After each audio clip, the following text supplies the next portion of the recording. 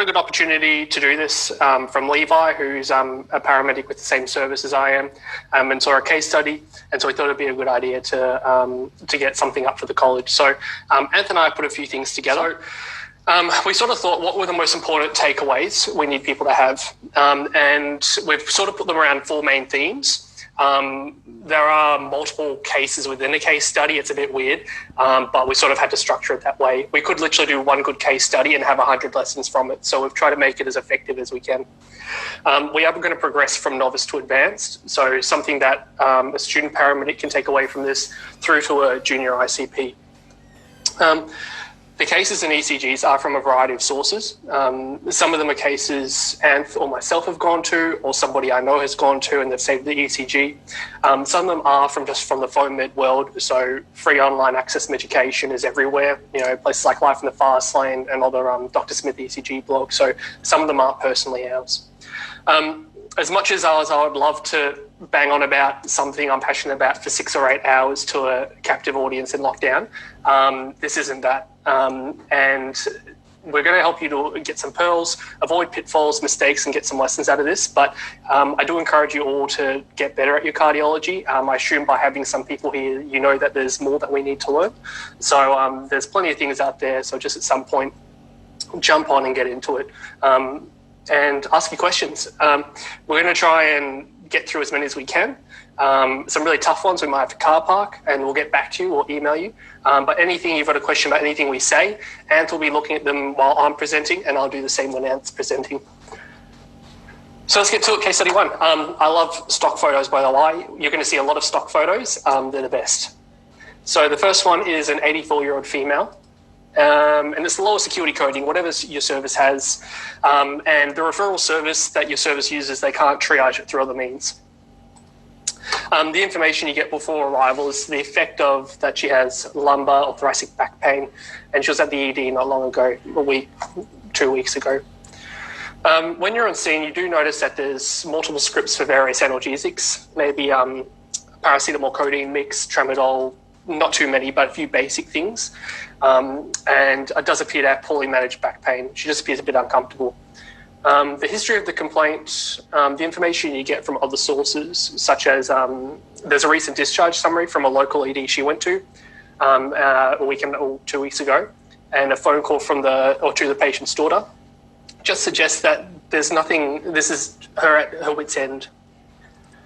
So here's a summary of what happened, and this is a case. The patient received low acuity transport by emergency ambulance, but on a low coding. She was given paracetamol. It had been more than 4 hours since her last dose. And when they got to hospital, they popped her on a wheelchair and took her in, which for what they've assessed and managed by, it seems appropriate. On triage, they did hand over as poorly managed back pain has been given this, but is still in pain, nothing acute. And she was given a category 4 or 5 and also on a busy night. So she's not going to be seen anytime soon. The recent imaging, so when she was last at hospital or as an outpatient, she did get imaging done, I think CT, and it showed no abnormality. So as far as back pain goes, it's a pretty low risk. So she was given to the intern to work up. So, you know, when it's the start of the year and every hospital recruits their new junior doctors and they're all walking around in R.M. Williams and chinos and a suit shirt, it's that time of year. So the baby doctor does bloods and for some reason orders cardiac enzymes. And it turns out that their troponins over 10,000. So they do a 12 lead. And you've got to remember as well, this isn't a cardiac facility. So the 12 lead comes back and this is what they get. Now, we've got plenty of time to go through specific ECGs, but anyone who is at any time referred to themselves as a student paramedic or a paramedic will be able to see this. All right, your 5-second analysis, what do you see within 5 seconds? Well, we've got massive T waves, anterior elevation. We've also got lateral elevation in 1 AVL. And we've got reciprocal depression, mainly in AVF in 3 and a little bit in 2. All right, so that's the big one. She's been having a STEMI. Your takeaway for this is you need to have a low threshold for performing a 12-lead ECG. There shouldn't be much to make you start to want to take a 12 lead, but there has to be heaps to take you away from doing it, all right? It doesn't cost us really anything. It's a minor inconvenience. Maybe if this nana, she's wearing her nightie, they're always wearing the one-piece nightie, and it's a bit of an inconvenience, but you're a paramedic, you can be creative, you can get around it. The second part with this, patients with any symptoms above the umbilicus, do a 12 lead. All right. Now, this is different to, your patient who has a syncope episode or the patient who has shortness of breath that is not obvious why. Patients who have any sort of pain, discomfort, unease above the umbilicus, just do one, particularly if you consider the risk factor profile. You're attending this patient, she has a symptom, back pain. If it's high enough up, just go, yep, I'm just going to do a 12 lead to rule this out. All right. You don't lose anything by doing it, but you can lose a lot and will gain a lot by doing it. So if we look at our current peak body guidelines, so the National Heart Foundation of Australia and the Cardiac Society for Australasia, their 2016 guidelines talk about the most frequent symptoms. It breaks it down into typical and atypical. So the typical ones, chest discomfort, shoulder, arm, jaw, upper abdomen pain, cool. But the atypical ones, shortness of breath, nausea, vomiting, and sweating. I'll get into that in a little bit, but you've got to consider that these are presentations of acute coronary syndrome, all right? So to go a little bit more in depth, when I got mentored, we always looked at three things: history of the event, the ECG, and the bloods. When you have two out of three. But something that this peak body, their recommendation as part of our initial evaluation of a patient, is you need to consider the patient's risk of having acute coronary syndrome. So you go to the elderly patient who she only has back pain, and we consider our bias. You've got your anchoring bias towards this previous diagnosis of back pain. Maybe a locum has flogged this pain relief medication script at her. And you consider, though, that what if she's on antihypertensives, she's got high cholesterol, maybe she was a 2-decade pack smoker, and just age itself is a pro-inflammatory disease. So she's going to be at a higher risk of having it. So on 2 out of the 4, she has upper back pain and she has a higher risk of it. You've got to have a low threshold. So here it makes it pretty easy. First of all, just straight away, if there's any consideration of acute coronary syndrome as a differential diagnosis, are they having ST elevated MI? Awesome. Whack on the 12 lead, get it done. It's either a yes or no. Second of all, what are the high life-threatening differentials going to be? Mainly aortic dissection, PE, etc. And if they're not having those, or if you don't think it is, then do they have evidence for a non-ST elevated myocardial infarct? Are there some other funky ECG changes happening? And we'll get into that soon as well. You need to be able to recognize ECGs. All right. The other recommendation, if you work for Ambulance Victoria, sorry for people who aren't from Victoria, but there are, unfortunately, it's just the nature of me working for Victoria, and so does Anth. We have a KPI for ECG within 10 minutes of first contact. So if it is a chest pain patient that needs one, you should get done within 10 minutes. It's not an arbitrary number. It is a strong recommendation from our peak body. So symptoms suggestive of an ACS receives a 12-lead ECG, and this is assessed for signs of MI by an ECG experienced clinician within 10 minutes of first acute clinical contact. That's you. So within 10 minutes, you need to be looking at this ECG, not what does the machine say, all right? You need to be looking at it. Because 2 to 5% of all patients with possible cardiac chest pain have a STEMI. All right, and from maybe data from one of our CPD days, we're to request intensive care support for all patients who are having a STEMI. It's because on our retrospective analysis, it showed that patients who present with STEMI, 10% would have an out-of-hospital cardiac arrest. So if you said that this patient had a 1 in 10 chance of arresting, it's probably better than not to have intensive care support for that. Final pearls with this one, low threshold to exclude STEMI as soon as possible. Look for atypical symptoms. For any, we all think about, okay, if you were to describe what a chest, an AMI is to someone, what they feel would be pain across the chest, radiating down the left arm and maybe up into the jaw. If you aren't a 65-year-old male with no comorbidities, it's probably not going to happen. All right? You've got to think about all those atypical presentations that you have: females, people who are elderly, people who are young, people who have diabetes. If we go back to those atypical presentations, all you might see is one of these. All right? They could be having ACS. Have a low threshold to exclude a STEMI via ECG. The TRAPID study was really important. It found 4 positive predictors of AMI. That was chest pressure, worsened by physical activity, so exertional dyspnea, the pain got worse when they were walking, radiated to the left arm or shoulder, and radiated to the right arm or shoulder. If you have more than one of those symptoms, an AMI diagnosis was likely. If you had all 4, and I'm pretty sure we can think of a lot of patients now who had who had all 4 of these symptoms but didn't have a STEMI on the monitor, they were more likely than not to be having an AMI. There were nil negative predictors. Hands up if you've ever asked, you ask the patient, does the pain get worse when you breathe in? Does the pain get worse when I do this to you? All right, those were part of the study. They found nil negative predictive value. All right, so you really need to assess and ask yourself, is this assessment I'm doing on for this patient, is it getting me anywhere? Is it providing me any information? From that, it's not. All right, and I'm not sure how many times you've just pressed on your chest randomly, but if you go to that patient and you're pressing and they go, I'm not sure, maybe, I don't know, I don't go around pressing. I haven't done that since I was trying to feel intercostal ribs when I was, intercostal spaces when I was at uni. And the duration of symptoms weren't predictive of AMI. It's certainly that 12-hour mark will affect what treatment you provide, certainly for intensive care and for the hospital, but it's not predictive either way for AMI. Case study 2 with the next stock photo. So here's the next one. 60-year-old male, and it's about 10 p.m. at night. The information you get is they had chest pain earlier today at about 2 p.m., which self-resolved. They've had chest pain again for the last hour. You're backing another crew due to finish shortly. So you're from a service that has the benefit of doing that. Probably not going to happen if you work in London. And on arrival, once you walk in, the crew are beginning their cardiac management and printing off a 12 lead. So the story goes, whilst at rest, 2 p.m., they had sudden onset of their chest pain. They're not sure how long it went for, but it resolved by itself. And whilst trying to sleep tonight, the same episode, so the same description of crushing chest pain occurred. It didn't go away. They're trying to go to sleep, so they call this ambulance service. The patient's now pain-free after 300 milligrams of aspirin, which was given by the crew that turned up before you. So here's the ECG.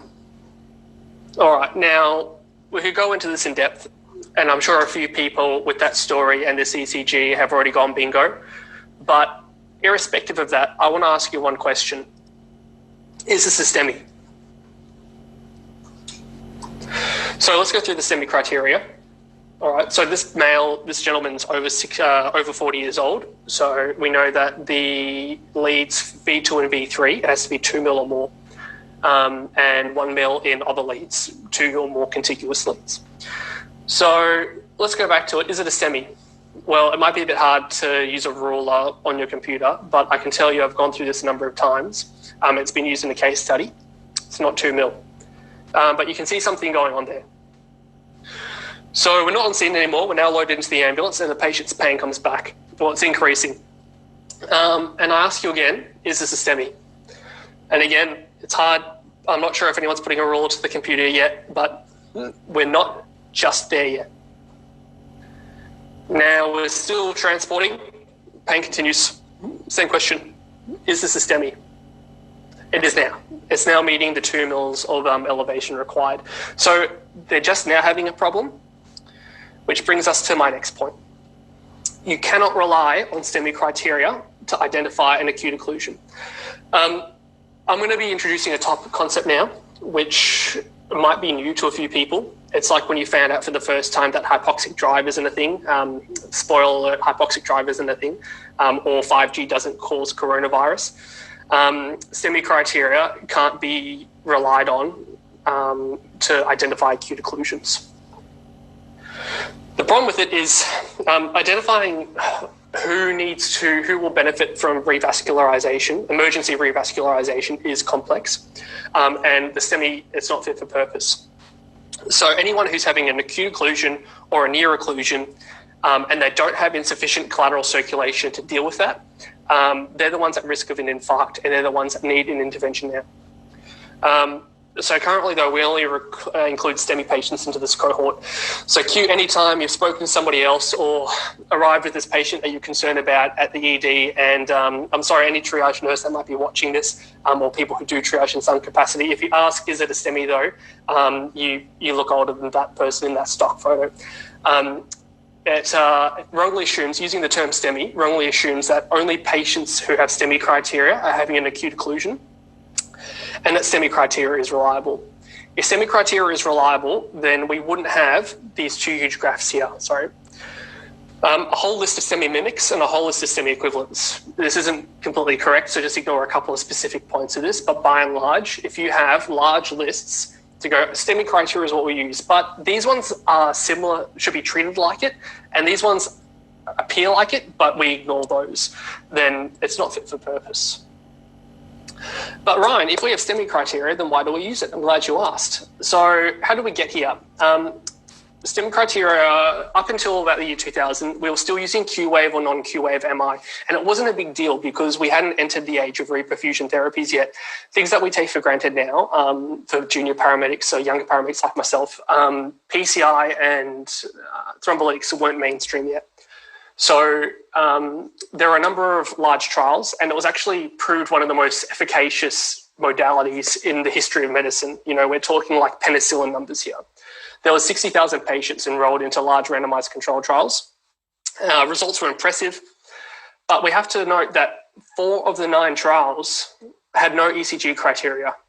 So you knock on the door of your cardiac capable hospital and you go through with the ECG and they go, no, it's 1.8 mil of elevation, not 2. We're not going to do it, this gatekeeping effect. 4 of 9 trials proved that they benefited from reperfusion therapy.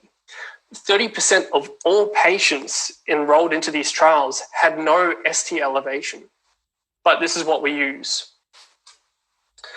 Cohorts of patients with elevation responded well, so we've got STEMI criteria now.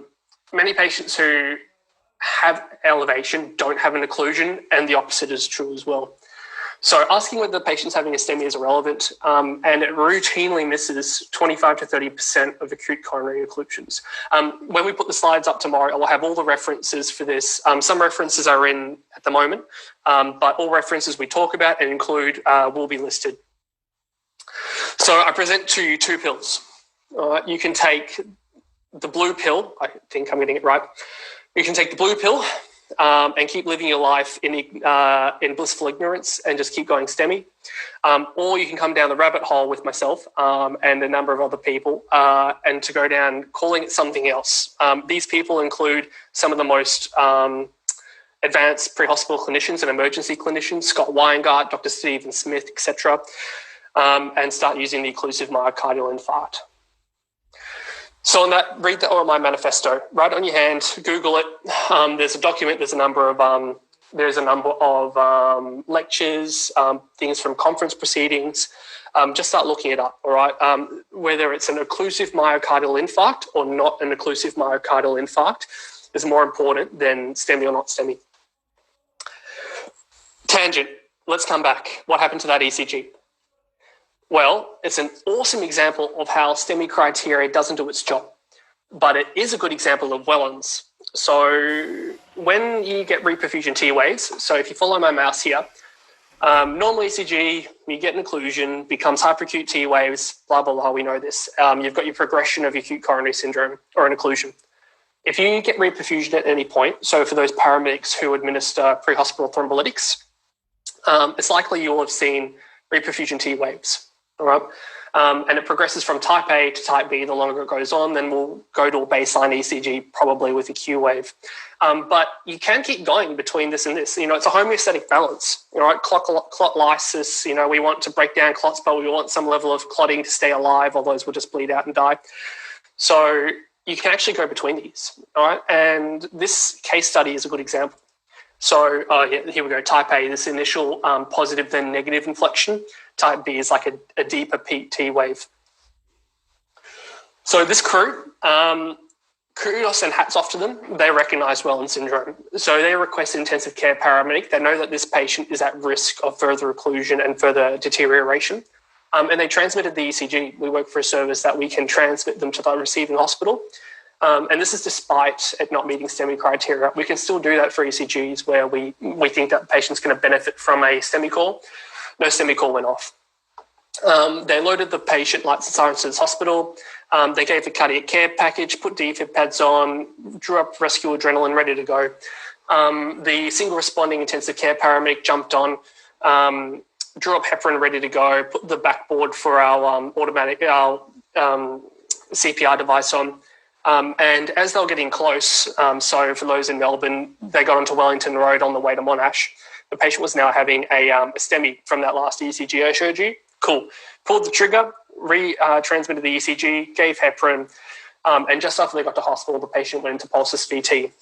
The patient had a 100% occlusion of the left of the LAD and made a full recovery after coming out of the cath lab. This series is a very similar progression, but we get to see a bit more of that going from an occlusion to reperfusion to occlusion to reperfusion. This series of ECGs are on Life in the Fast Lane. These were done by Andrew Bishop, who's a Micah Flight paramedic educator. And he's sort of the go-to guy for really funky ECG stuff. So this is a really good case series from when I believe you're still on road. So for this one, the patient has chest pain diaphoresis, and we can see an anterior lateral STEMI here. So we can see those big T waves similar to that first case study we had.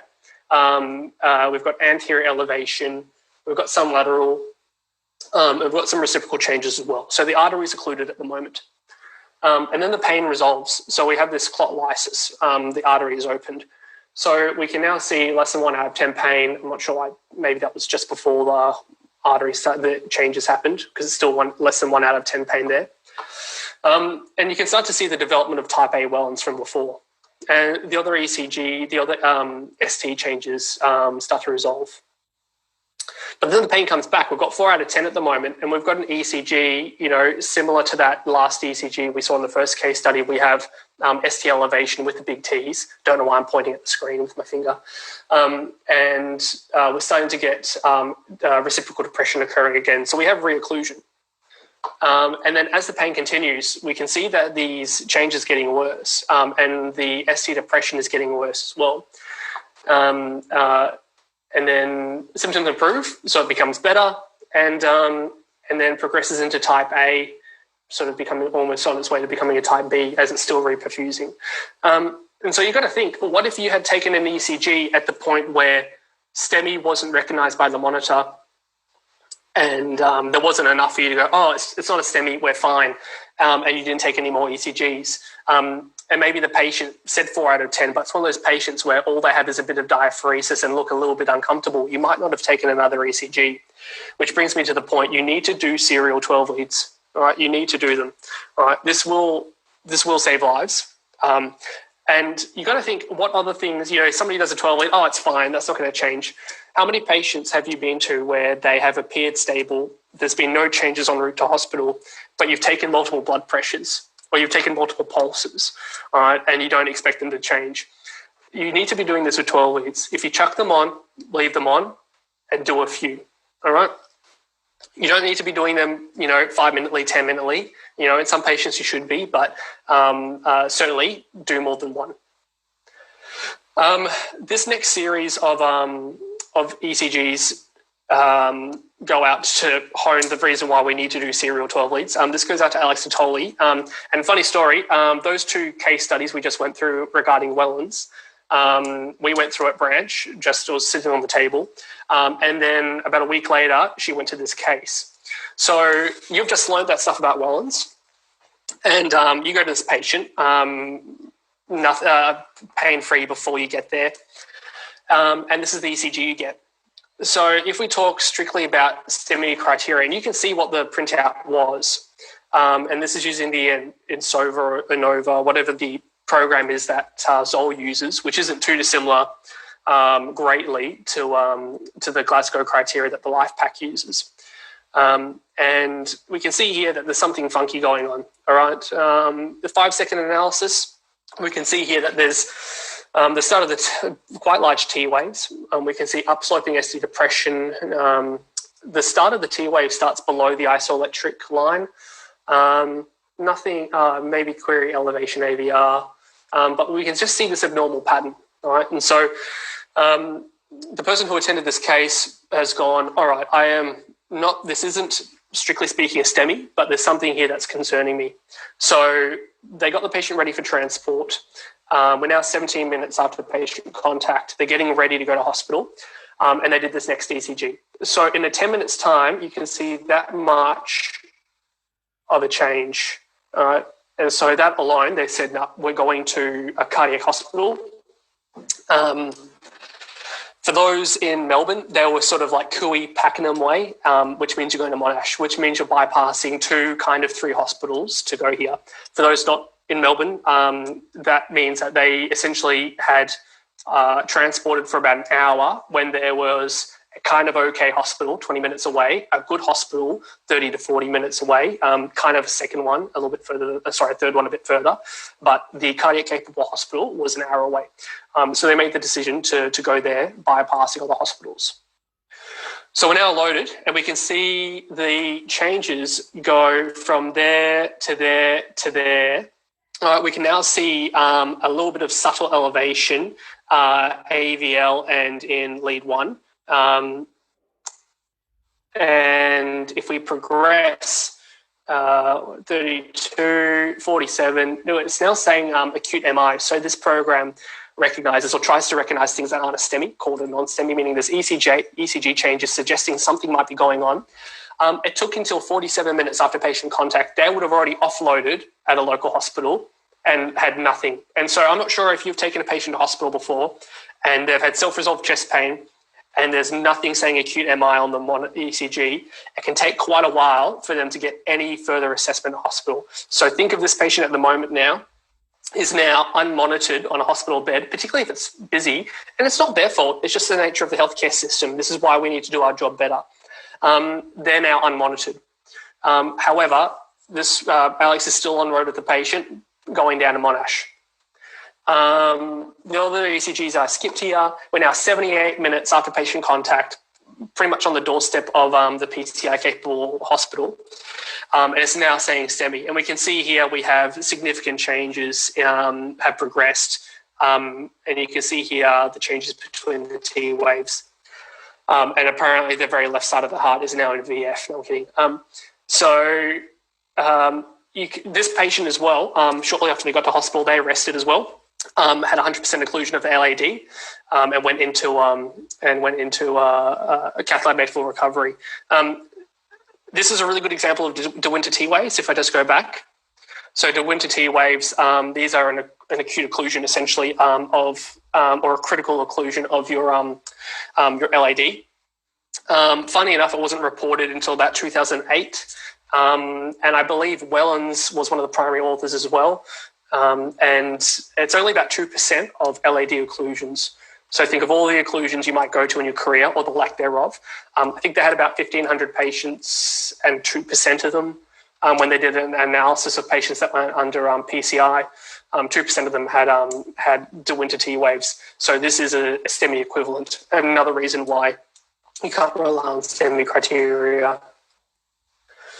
12 lead on, keep it on. Do serials. All right. The same thing goes as well for keep it on, because let's just say you do your 112 lead, take it all off, a couple of dots come off, who cares?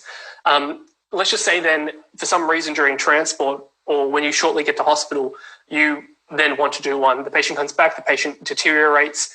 You may not, as soon as you put the dots in a different spot, you don't have that same ECG. So if you keep them on, they're going to be in the same spot. It is better to have a slightly misplaced ECG, place it right the first time, but it'd be better to have a slightly misplaced ECG that stays that way for the entire transport so you can accurately see changes between them, right?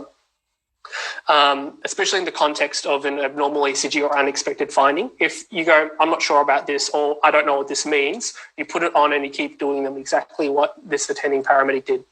You need to advocate for your patient. Some people might feel silly going, I think this is Wellens type B, or I think this is Brugada. That's okay. If you go for this for A, B, and C, I think it's this. You know, you treated, you went lights and sirens, you bypassed the hospital. On a daily basis, I make an idiot of myself and I don't even try. But I would rather look like an idiot advocating for the right reasons than going, oh, that doesn't ever happen, and then you end up with that patient who dies, because we know it happens. It does happen. With acute coronary syndrome, like you saw there with the one by Bish, write the pain score on the 12 lead when it comes out. I have a bulldog clip, so whenever I get them, if I'm going to do multiple ECGs, I clip the left side into them so you can easily do it like a book. I write the number of the ECG on it, and I also write the pain score on it. All right, it just makes it a lot easier. And I'm sure if you ever go into any of Dr. Smith's 12-lead ECG blog, having that pre-hospital ECG can sometimes make a huge diagnostic decision for those patients in hospital. And one last point is it's really handy when those cardiac patients have that little passport thing and it's got like a tiny little 12 lead to look at. Consider some patients. I remember somebody that mentored me when I was very junior, and they would almost routinely give one of the printouts, an extra one, to the patient, say, fold this up, chuck it in your wallet. And I remember one time looking at the ECG and thinking this is weird, and looking at their previous ECG, and it was worth its weight in gold. So just consider maybe for some patients, whether it's routine or for just some patients, just consider that in the back of your mind. And with that, that's my half done. Thank you very much for my rambles. There's a summary there.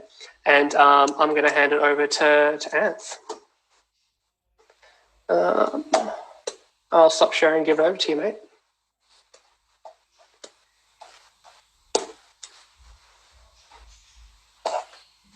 And if you just unmute yourself when ready. Sorry, I was just answering a question.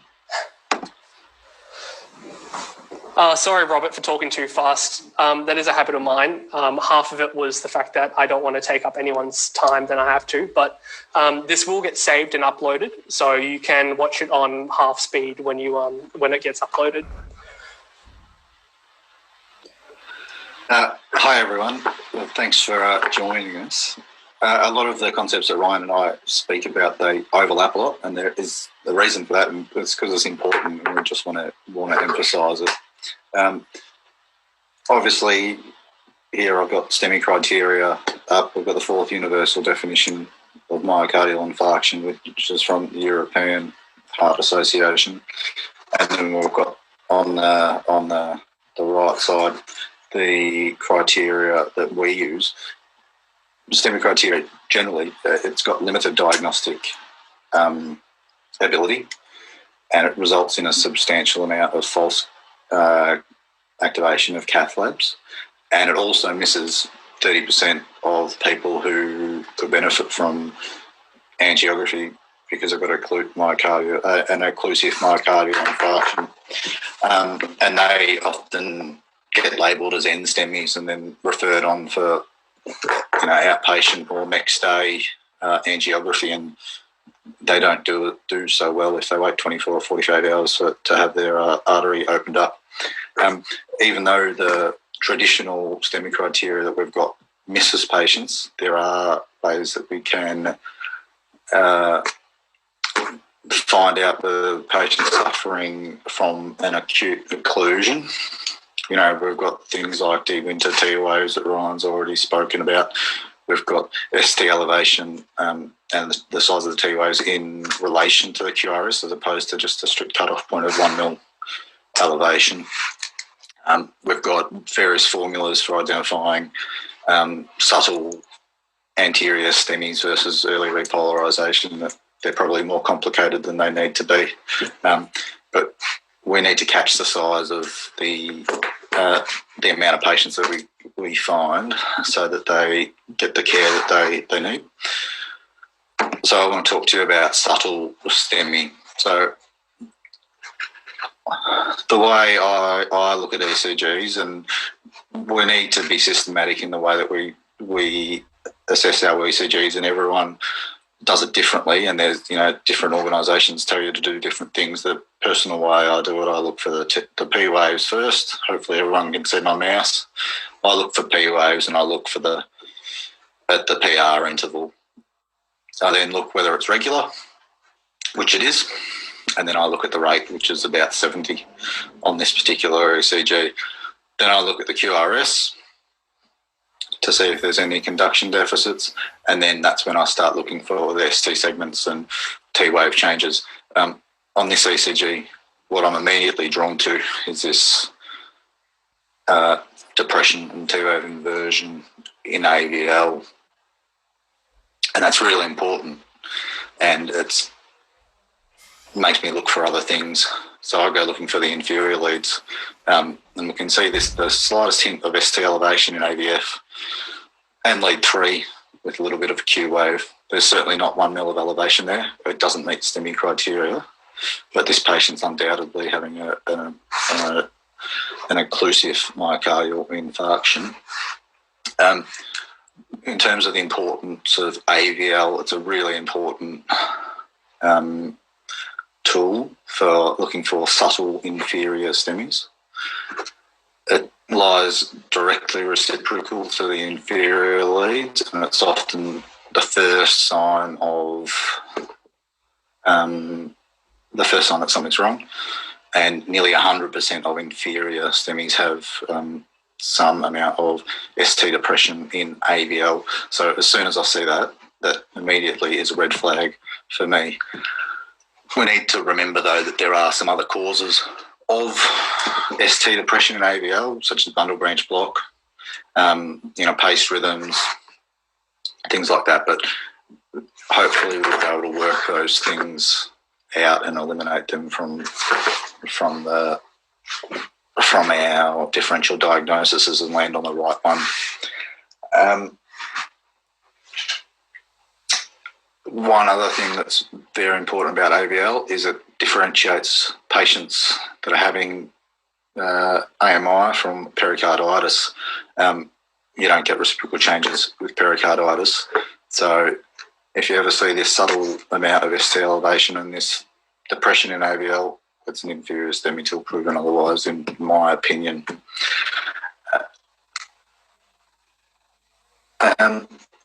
Well, we can take this further, and a lot of people would say, look, well, let's do some right-sided chest leads on this patient to see if they're having a right ventricular infarct as well. And you're welcome to do that. You do need to remember, though, that about 50% of right ventricular infarcts don't show up on 12 lead. On the extra 2 leads, you'll see nothing, and the voltage cutoff is only 0.5 mil. So it's a flip of a coin whether it'll show up, and you've got to ask yourself whether it's going to change your management by doing it or not, or if there's other things that you could be doing with your time that might benefit the patient more.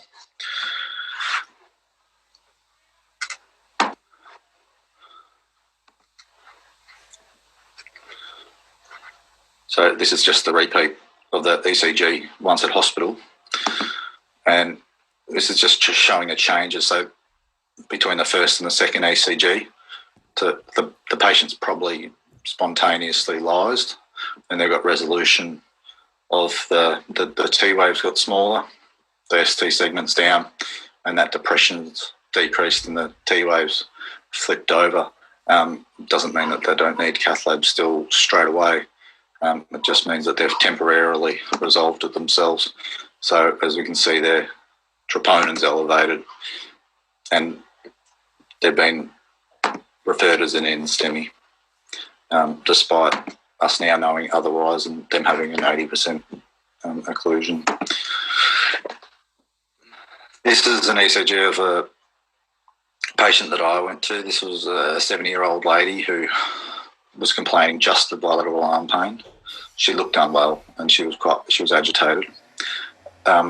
My interpretation of this ECG again, it's got P waves that are associated with QRS with a normal PR interval. It's regular. The rate's about 60 or so. The QRS is normal width. Into ST segments, again, we've got this T-wave inversion and ST depression in AVL. So I'm looking at inferior leads, and there's maybe a hint of ST elevation in AVF and maybe the tiniest little bit in lead 3, but certainly nothing that would indicate that would meet the STEMI criteria and the tiniest hint of elevation in V1. This patient VF arrested as soon as we got to hospital, right after I was told that this wasn't a STEMI. By a few shocks, and she went to cath lab. She had 100% RCA occlusion. So what Ryan and I want you to get out of that is that you don't have to know every different ECG sign for every different condition, and it's not possible to really, unless that's your sole area of work. Where, we've got to know a lot of things about a lot of different things. So if you know what a normal ECG looks like, you can work out that there's something not right. You don't have to know what's wrong. You just have to know that something is wrong. Secondly, be systematic. You won't miss anything if you're systematic. Like I said, pick whatever order it is that works for you. Just do it that way, and you won't miss anything. So this brings us to case study 3. This is just an ECG that we found off the internet. So I can't tell you anything about the patient, but if we assess it systematically, the P waves are in front of the QRS, power interval's normal. It's regular. The rate looks 80 to 90 at a guess. The QRS is narrow and it doesn't have any obvious conduction deficits. But what we do notice is there's this ST depression in V1 right through to V4. And that's not actually anterior ST depression. There's posterior ST elevation.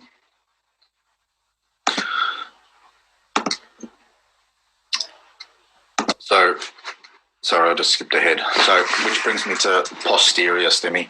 Why we've chosen to talk about posterior STEMI, especially isolated posterior STEMI, is it's the most missed STEMI. Our STEMI criteria doesn't actually include posterior STEMI in it.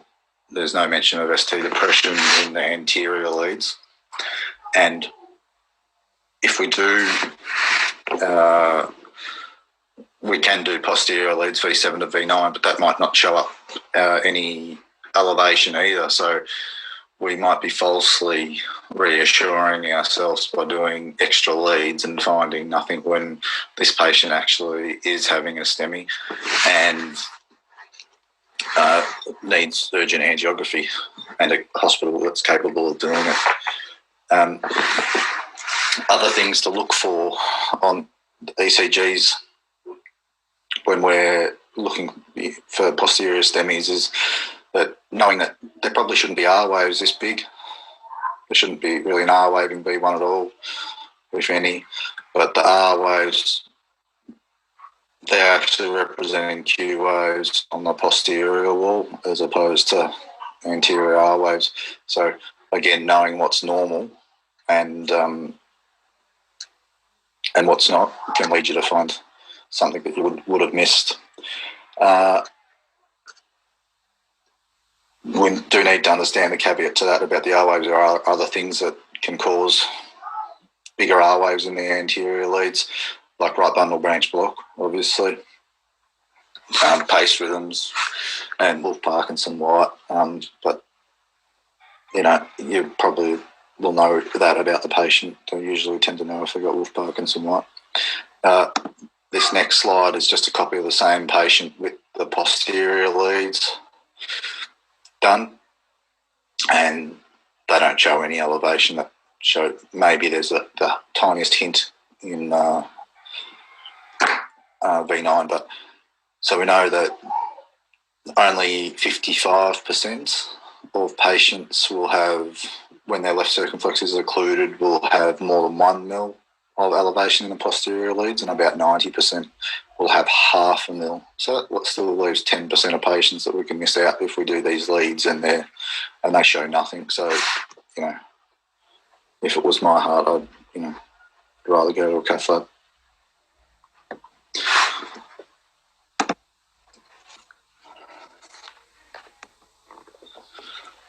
So this is just a quick picture to show you where to put the posterior leads if you choose to do it.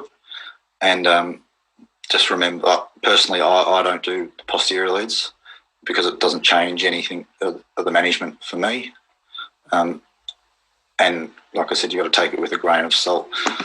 So I don't use it. This, just a few things about, obviously, early on in STEMI, we used to call them Q-wave MIs and non-Q-wave MIs, and that's a very old definition that we don't use anymore, obviously, but posterior ECG, posterior STEMIs didn't produce Q waves because they produced tall R waves in the anterior lead, so they never got included in the Q wave MI.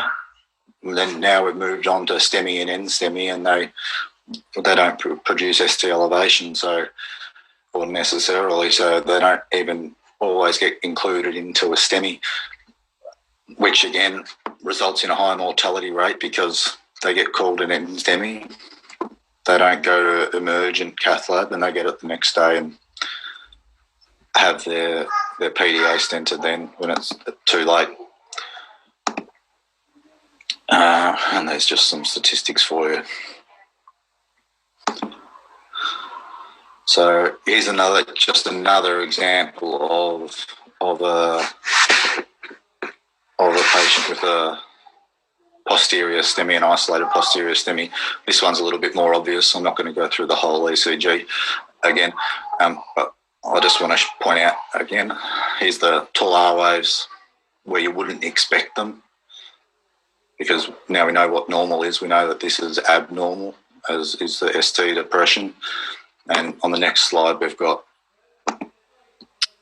posterior leads, again, that have been of no help to any diagnosis for it, and potentially, given us false reassurance that the patient's all right when they're actually not. So here we can see 90% circumflex occlusion and just a slight troponin rise. So what we want you to get out of that, as I've already said, is you don't have to know every different type of abnormal ECG, but just know what normal is. If you know what normal is, you can base everything else off that. It's like listening to chest. If you listen to 1,000 chests that are normal, you'll pick up on the one that's not normal.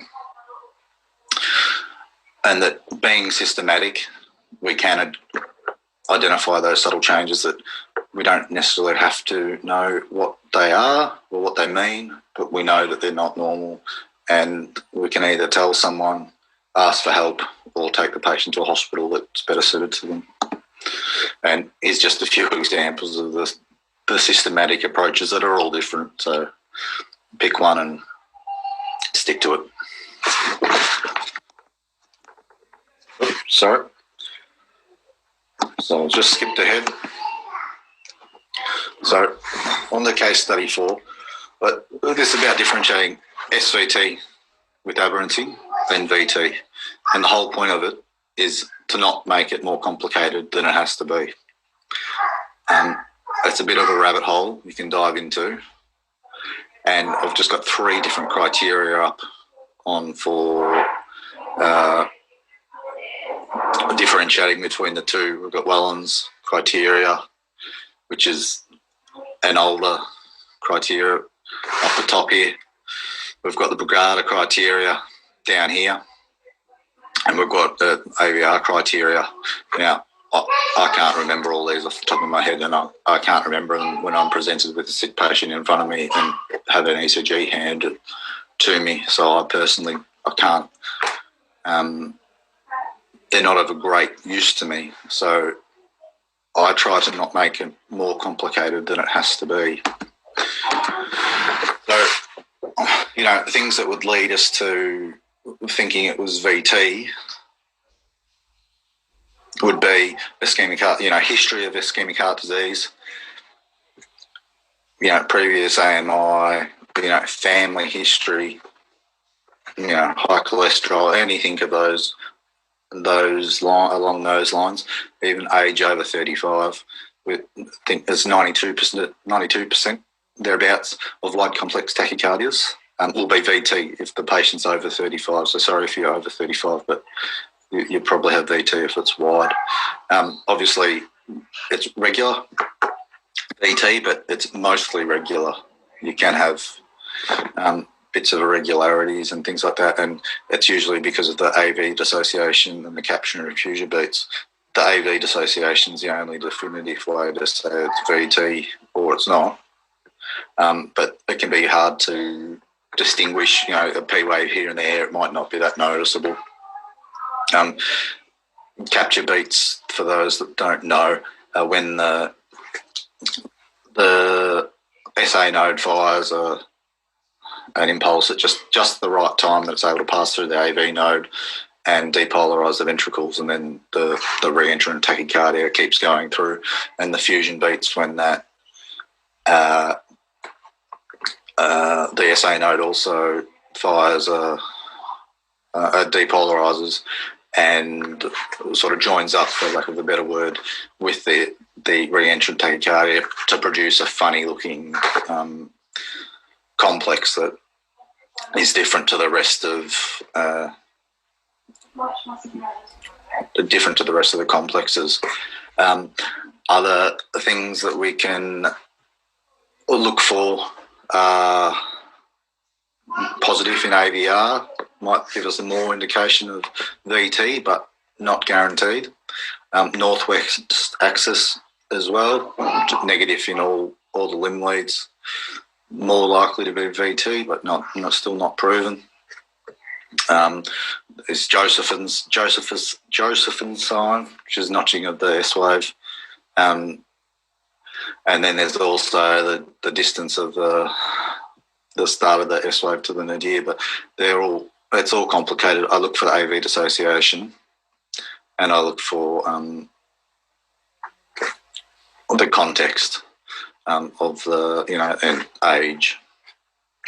Also, VT often doesn't have a typical left or right bundle branch block, but there's the caveat to that in that there are VTs that have right and left bundle branch blocks, so you can't rely on that either.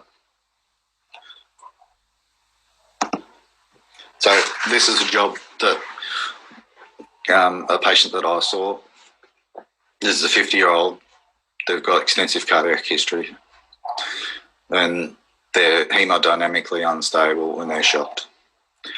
And so if I'm to assess this ECG, I can't see any clear P waves. They're certainly not obvious. There might be some at the end of the QRS in V1, but it's hard to tell because it's so wide, the complex. It's certainly regular. This rate is about 150, 160, and they're on rate with several rate-limiting drugs. And the QRS, as we know, is very wide. I think it's more than 0.2 wide. So rather than make it complicated, it's wide, it's fast, it's regular, and there's no P waves that precede the QRS. So I synchronised cardioverted this person in the sinus rhythm.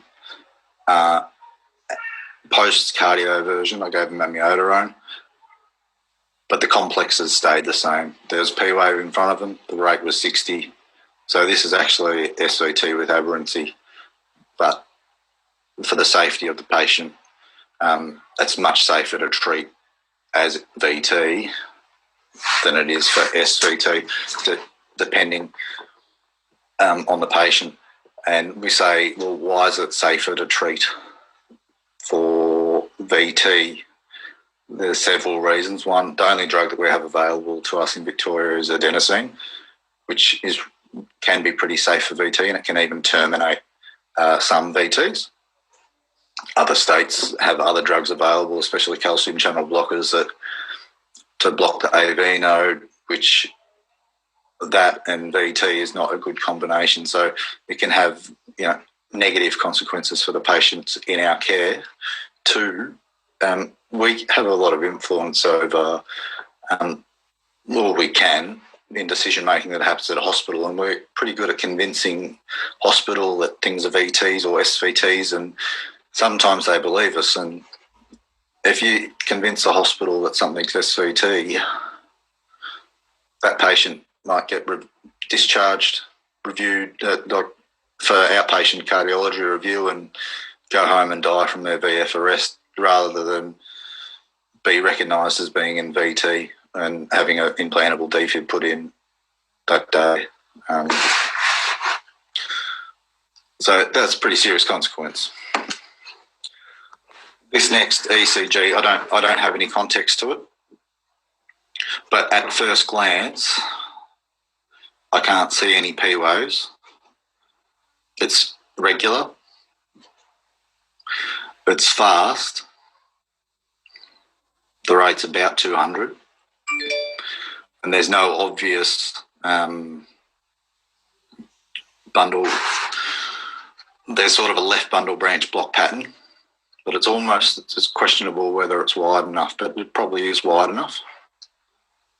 If we look really, really closely, well, I think first most people would call this SVT, but if we look really closely, there's some little blips along the way, and they're P waves. That's AV dissociation, and that proves VT. And this is the right ventricular outflow tachycardia, which is a type of VT. So rather than remember all the different formulas and all the equations, if it's wide, it's fast, it's regular, it's VT, till proven otherwise. So I'm going to talk to you now about STEMI and left bundle branch block. But I just want to give you some context. This is the criteria that we use in Australia for STEMI. It includes left bundle branch block pattern. This comes from 2008. This document actually was 2016, but the referencing's from 2008.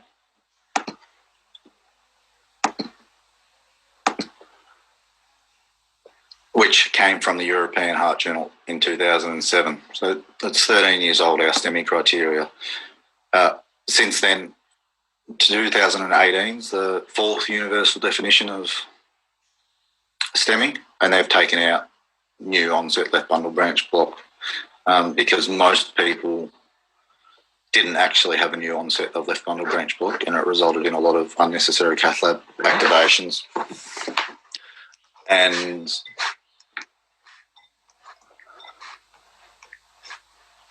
sorry, I've just lost my notes.